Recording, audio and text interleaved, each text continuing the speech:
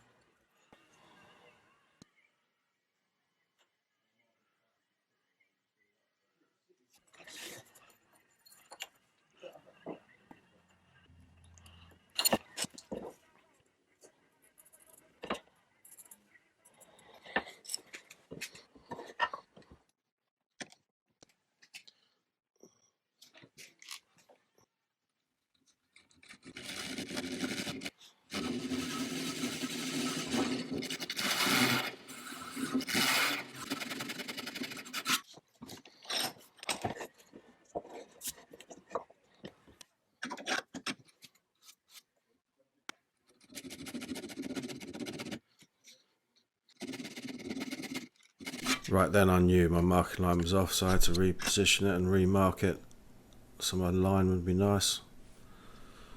That's what I'm doing there.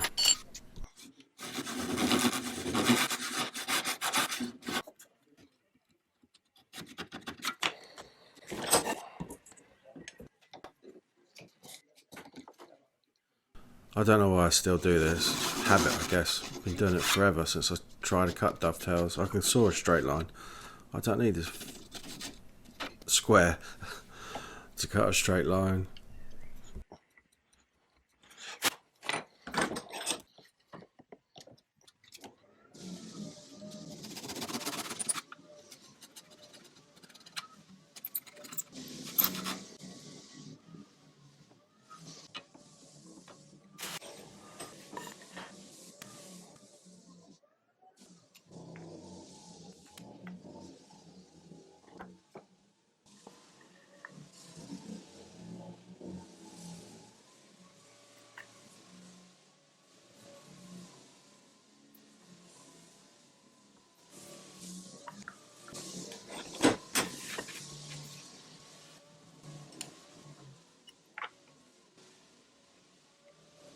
A little tip here, don't use a scalpel blade or that type of blade, like where it has two bevels either side of the blade. It makes your marking off. If you use a blade that has one flat side and one bevel, as it were, you've got a nice flat face to reference up against your material and score your line, and then you should be bang on.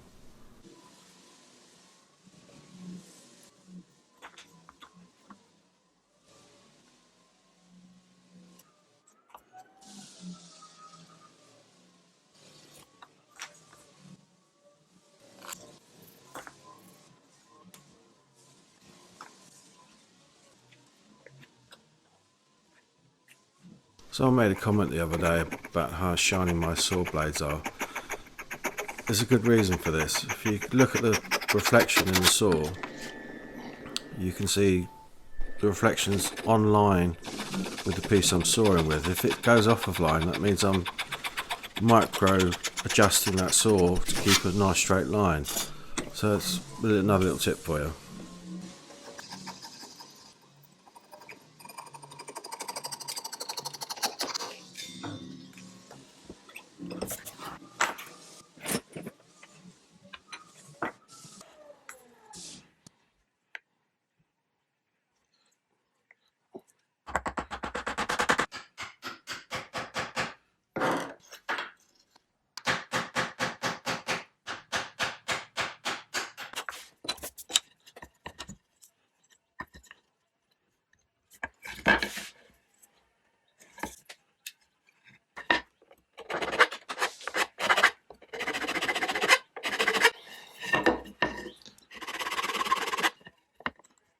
Shadow lines from the marking wheel or knife, you can sand them off later though. They'll go, don't worry about them.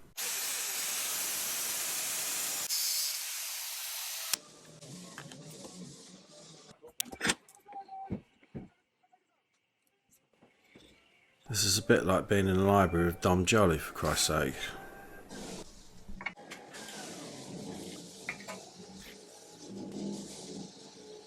I never know really how much I need to explain what I'm doing. It's pretty obvious I'm sawing something, but I use two saws here. The first saw has much more a thinner curve. The second saw has a bigger curve, which is roughly the thickness of the jigsaw blade.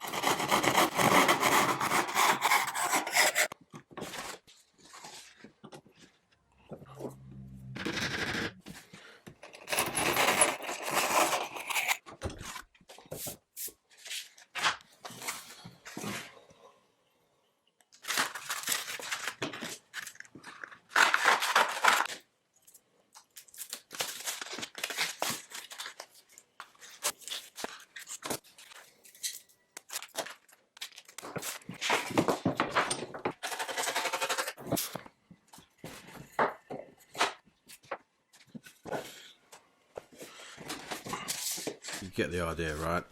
It's a load more support for hand planing, etc. You can do all sorts with it. It's good, it's simple. But with my tennis elbow and both elbows, it's not something I like to do too often.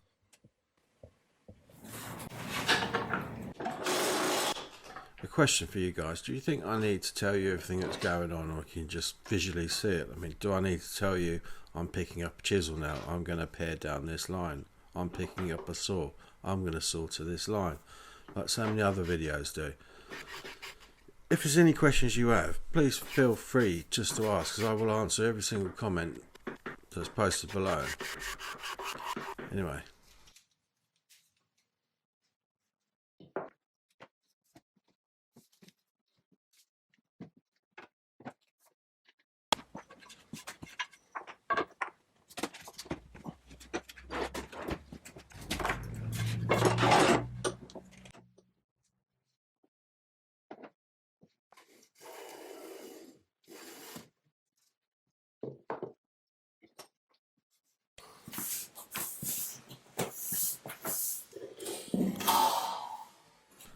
And yeah, I nailed that in one take. Thank you for watching. The bench you saw in the video, that's going to be the next build. So click that bell if you want to see that. Take care.